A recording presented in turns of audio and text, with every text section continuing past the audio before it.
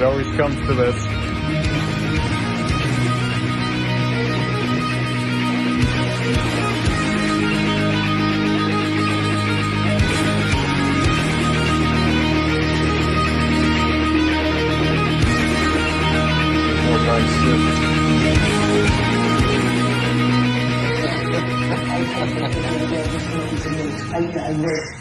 Morning, guys. Back again to do another tattoo progress update today.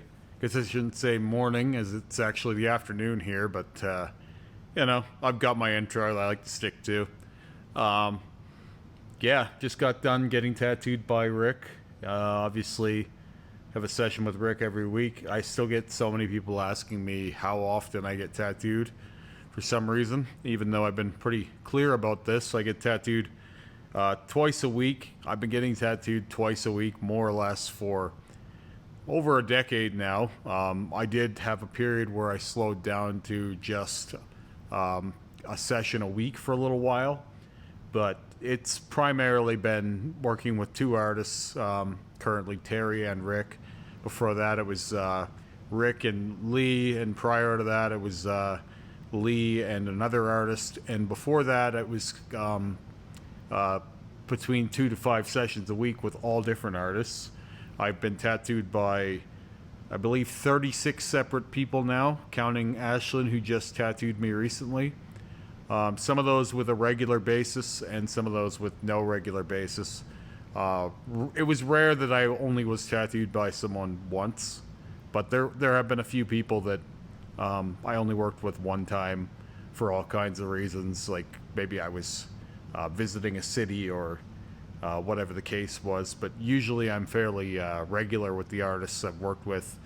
For example, Rick first tattooed me, close to 18 years ago. It will be 18 years ago in January. So I like to find the people that work best with me and stick with them. With that all said, I'm the same way with hairdressers and stuff like this. I've had the same hairdresser for 15 years or whatever the case is. I find people that you work with, especially with tattoos, they get to learn your skin and kind of not just what it can bear in the session, but also how it heals, and it informs them better how they handle your skin in the future.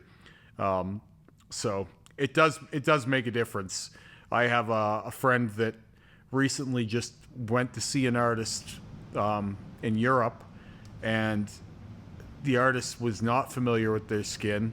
And I'm not saying this happens all the time this way, but they ended up getting quite a bit of trauma from the session, and it's something that I believe could have been done theoretically the same amount by an artist that knows them better, and to say nothing about the technique either, that the artist couldn't do it or anything like that. I just think that with familiarity with someone, you learn their skin better. We have the same tattooer that did my leg tattoo, for example. She has skin that it takes color really, really easily, but it also can be overworked really easily.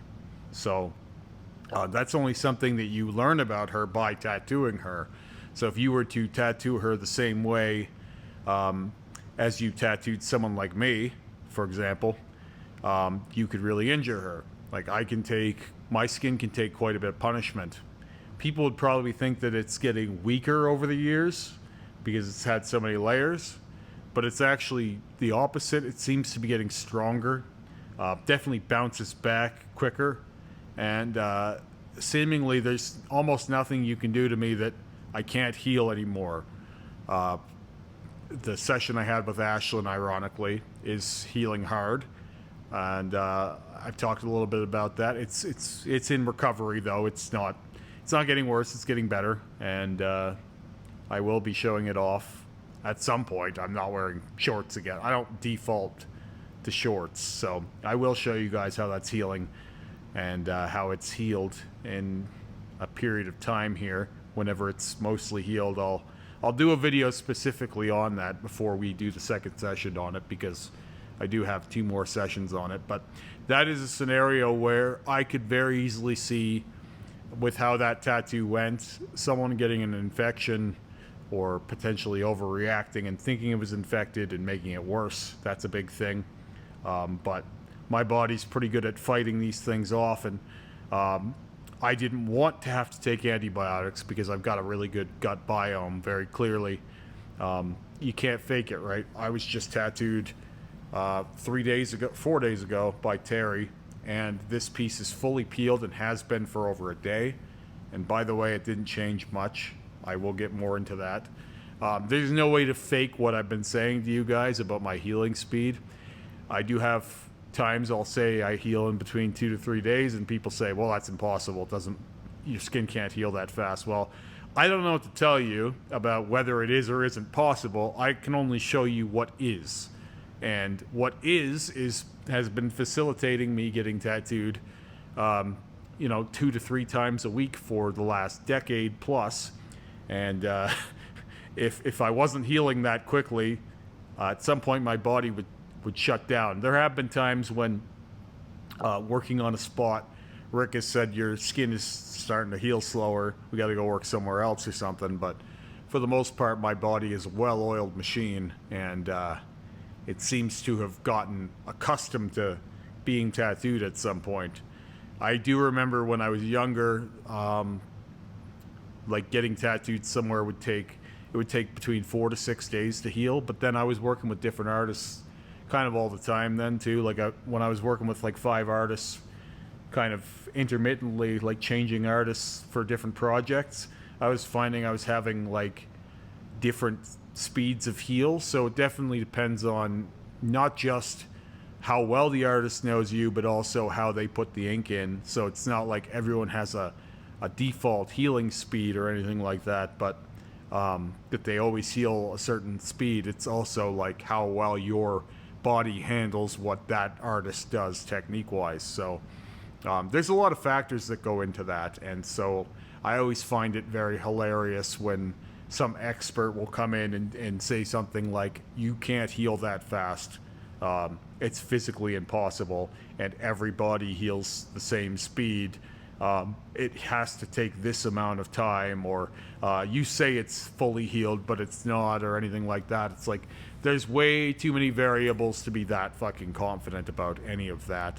And I also don't think that there's been any crazy amount of research done on the effects of tattoos in a body. I don't think that the incentives are there to do that. I also don't think that there are enough test subjects that have gone as far as I have. Who are we going to find? Lucky Diamond Rich, Lily Lou, the Lizard Man. There's a few other people that could come to mind. But even then, people think of a bodysuit. They don't think of, the amount of layers that I've had, right? This has been 73 layers on 73 sessions on just this version of this sleeve, right? So what constitutes peer for me in this industry? I can really only think of one person that's anywhere close to me in terms of layers.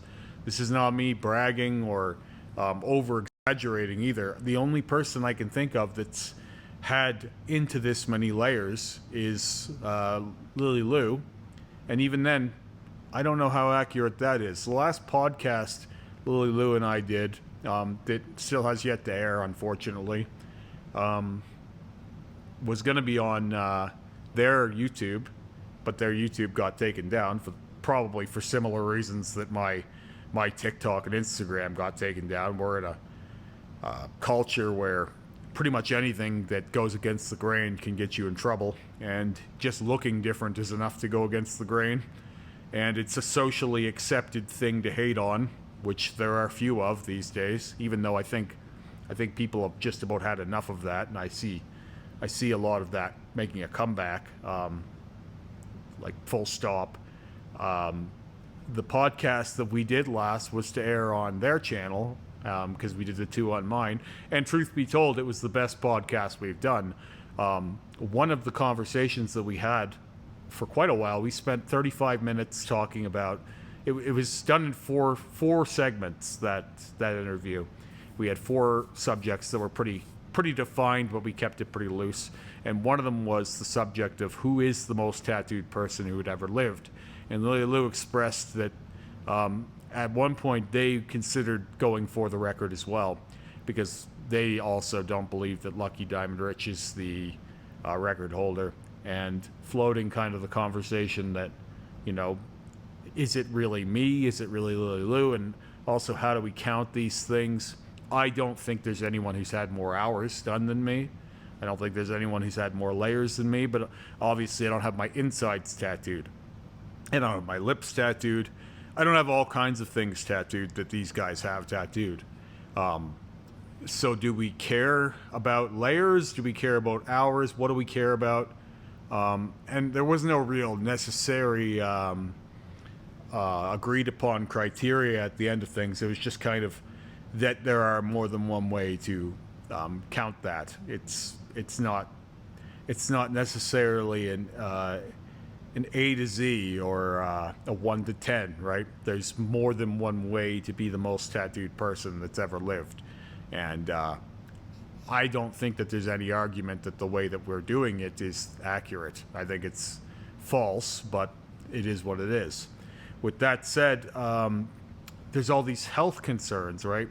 With this idea of, isn't that dangerous? What do studies say? Well, there are no studies on people like me. You find a test sample of even 5 to 10 people with as many layers as me, and then the only health-related concerns are going to vary person to person, right? Because we're going to be in different condition overall. They're going to be different shapes and sizes, and they'll have had different backgrounds, and you're just not going to be able to find a big enough test sample of people into the absurdities of hours and layers of tattooing for any sort of health-related poll to be done. Even finding someone with one bodysuit, doing a big enough test sample of that to find correlating factors to some health thing, it's impossible. And the only actual research that I've seen that's hard is that people who have been tattooed heavily tend to have a higher active count of immune system antibodies, which is part of why I didn't want to have to take antibiotics, because I built quite the gut biome where I haven't even been sick and I don't even know how long.